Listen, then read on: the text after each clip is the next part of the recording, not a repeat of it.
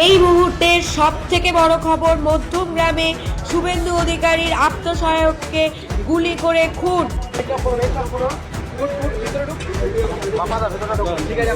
সূত্র মারফত জানা যাচ্ছে, মধ্যম গ্রামের চৌমাথা এলাকায় গাড়ি থামিয়ে তাকে গুলি করা হয়।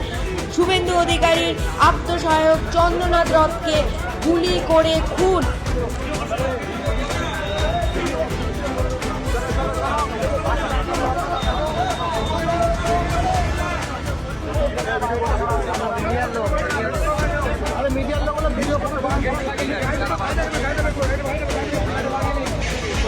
এছাড়াও শুভেন্দু অধিকারীর আত্মসহায়ক চন্দ্রনাথ রথের গাড়ি চালকও গুলিবিদ্ধ।